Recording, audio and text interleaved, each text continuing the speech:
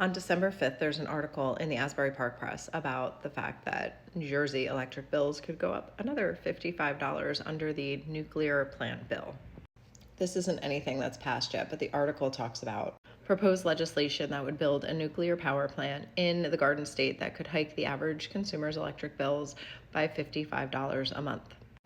The bill is called New Jersey Energy Reliability and Affordability Act, and it cleared the Senate Environment and Energy Committee.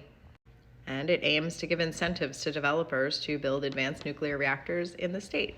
This article says it would put New Jersey in the running for new nuclear development loans from the U.S. Department of Energy of up to 80% for qualifying projects. If you want to look the bill up, it's S4876, and the mandatory fee on ratepayers would fund 5% of the projected construction costs, which would have to be at least 1,100 megawatts capacity. And ratepayers would pay this for at least a decade before any new plant generates power, because that's the construction timeline. And I think the rate is even higher for industrial or commercial users. I'd have to look.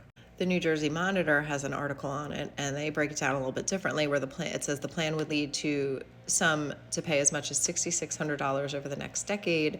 And as it's written in the current version of the bill, ratepayers would pay those subsidies in perpetuity. And a lot of these articles say, oh, it had a cold reception, but the committee advanced the bill 4-1. The only one that voted no was Senator Parker Space out of Sussex. The New Jersey Monitor also says that though the New Jersey ratepayers fund utilities infrastructure investments through their utility bills, utilities are only permitted to recoup the costs of their investments after the projects go into service. Also keep in mind that cost overruns are non-existent, especially in New Jersey.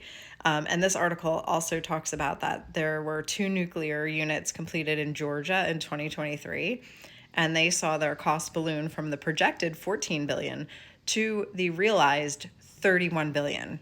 And the units went on 6 years behind schedule.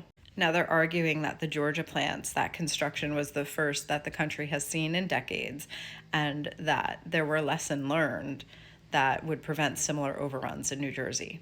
So we'll see what happens with this one. I believe it's sitting in the Senate Budget and Appropriations Committee where it's pending.